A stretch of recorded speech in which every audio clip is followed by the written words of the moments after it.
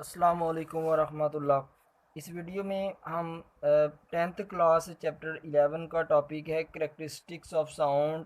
To characteristics previous video में पढ़ चुके हैं। इस वीडियो में हम थर्ड करेक्टरिस्टिक क्वालिटी और फोर्थ करेक्टरिस्टिक नेक्स्ट पेज पे intensity of sound, quality of sound और इंटेंसिटी ऑफ साउंड पढ़ेंगे। प्रीवियस वीडियो में हमने लाउडनेस और पिच दो करेक्टरिस्टिक्स पढ़ी थी। आज थर्ड करेक्टरिस्टिक और फोर्थ पढ़ेंगे। दोनों इम्पोर्टेंट हैं शॉर्ट क्वेश्चन के पॉइंट ऑफ व्यू से। दोनों हैं कम्प्लेक्स डिफाइंस, क्वालिटी की डिफाइन भी कम्प्लेक्स है और इंटेंसिटी वाली भी। तो सबसे पहले क्वालिटी को डिफाइन कर लेते हैं, क्वालिटी ऑफ साउंड को।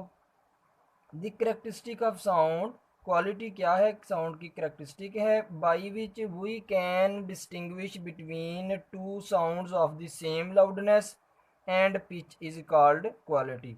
यानी करेक्टरिस्टिक है साउंड की, क्वालिटी जिस वजह से हम फ़र्क कर सकते हैं दो साउंड्स के बिटवीन।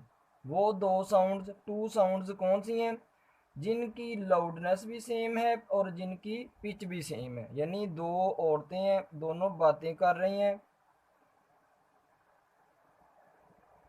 दोनों की साउंड की लाउडनेस भी एक जैसी है और पिच भी एक जैसी है। फिर उनकी साउंड में फ़र्क हम कैसे करेंगे? उनकी साउंड की क्वालिटी से। ठीक है, तो ये क्वालिटी ऑफ साउंड क्या करने के लिए हमें हमारी मदद करती है? दो साउंड्स के बिटवीन डिस्टिंग्विश करने के लिए कि अगर उनकी लाउडनेस भी सेम है, पिच भी सेम है, फिर उन टू साउंड्स के बिटवीन हम डिस्टिंग्विश कैसे कर सकते हैं? उन साउंड्स की क्वालिटी से। तो ये डिफाइन है क्वालिटी की। अब क्वेश्चन अराइज होता है कि सर लाउडनेस और पिच कैसे सेम होंगी? तो इस कॉन्सेप्ट को समझने के लिए तीन हमने वेव फॉर्म्स ली हैं, यानी थ्री डिफरेंट इंस्ट्रूमेंट्स हैं जिनसे ये साउंड वेव्स प्रोड्यूस हो चुकी हुई हैं। एक है ट्यूनिंग फोर्क, एक है फ्लूट और एक है क्लैरिनेट।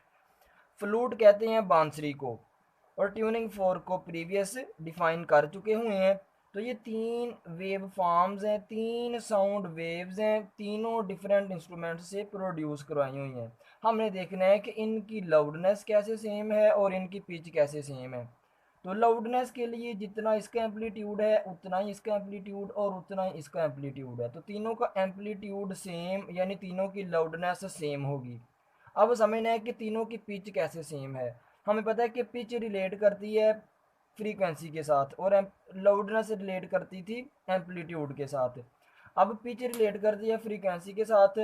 इस केस में फ्रीक्वेंसी एक वेव इधर तक बन गई, दूसरी वेव इधर से लेकर इधर तक दूसरी वेव, फिर ये वाली तीसरी वेव, और थ्री वेव्स कंप्लीट है एक हाफ वेव। इसके केस में भी एक वेव इधर से लेके इतनी इतनी एक वेव होगी, फिर इधर से लेके इतनी इतनी दूसरी वेव, फिर इधर से लेके इतनी इतनी तीसरी वेव, और ये भी हाफ है।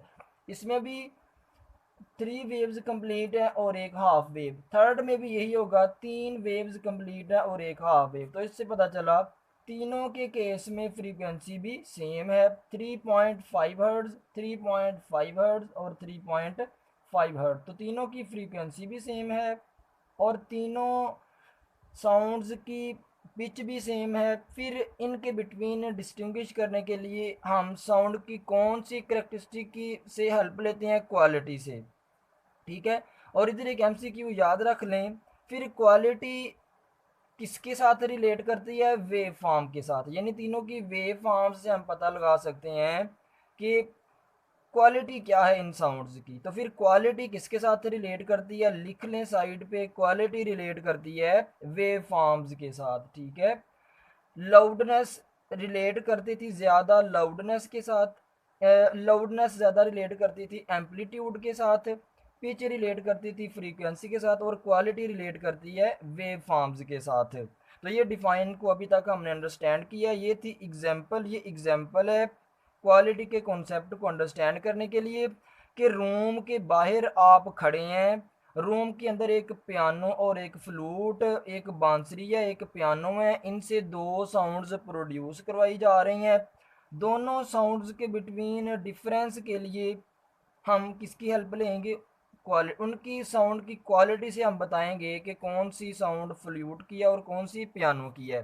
तो ये था क्वालिटी वाला टॉपिक। अब नेक्स्ट इंटेंसिटी को डिफाइन करते हैं।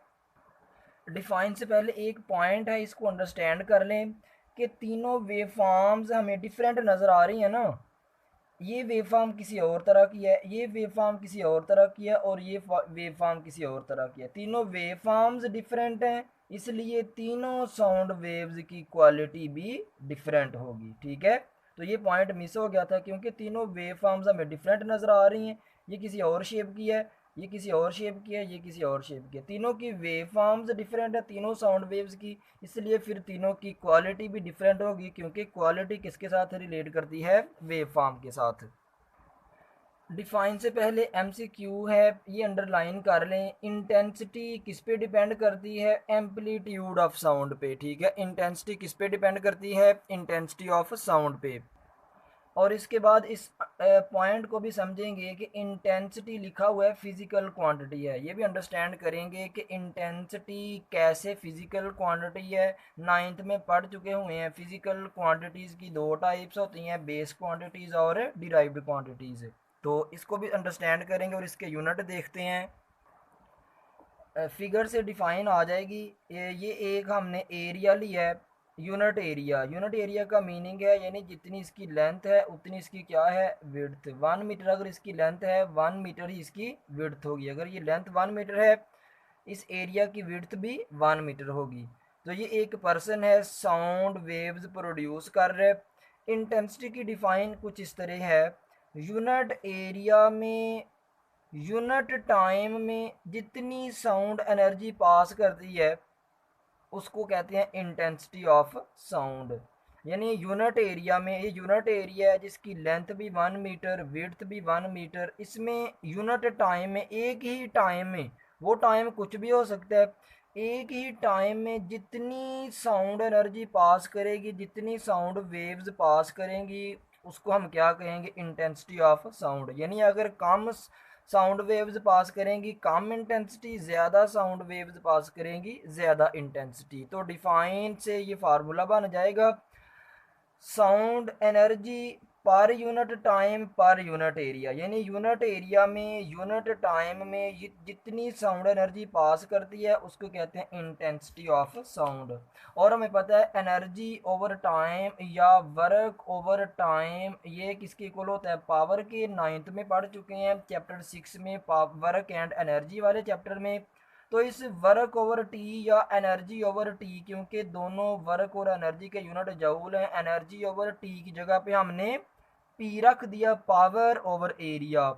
तो ये इंटेंसिटी का फार्मूला बन जाएगा, पावर ओवर एरिया। इसी फार्मूला से यूनिट आगे, पावर के यूनिट वाट होते हैं, नाइन्थ में पढ़ चुके हैं, और एरिया के यूनिट होते हैं मीटर स्क्वायर, ऊपर हो जाएगा पर मीटर स्क्वायर। तो ये इसके यूनिट भी बन गए।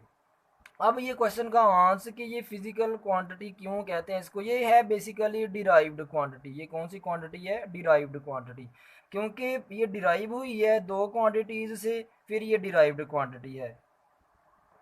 तो इसी फिगर से इसकी डिफाइन बन चुकी हुई है, ये डिफाइन बुक से रीड कर रहे हैं। Sound energy passing per second through a unit area held perpendicular to the direction of propagation of sound waves is called intensity of sound. यानी ये जो यूनिट एरिया है इसको साउंड वेव्स के कैसे रखना है? परपेंडिकुलर। एरिया इधर को बिल्कुल वर्टिकल है, साउंड वेव्स इधर को आ रही हैं, तो फिर वाकई हमने यूनिट एरिया को साउंड वेव्स के परपेंडिकुलर रखा है। यानी जब एक यूनिट एरिया को साउंड वेव्स के परपेंडिकुलर रखें, फिर यूनिट टाइम में उस साउंड एरिया में से जितनी, उस एरिया में से जितनी साउंड वेव्स पास करें उसको क्या कहते हैं? Intensity of sound. तो ये था स्टूडेंट्स हमारा टॉपिक। दो करेक्टरिस्टिक्स पढ़ी हैं साउंड की, क्वालिटी ऑफ साउंड और इंटेंसिटी ऑफ साउंड को डिफाइन किया और डिटेल में अंडरस्टैंड किया है। अल्लाह हाफिज़।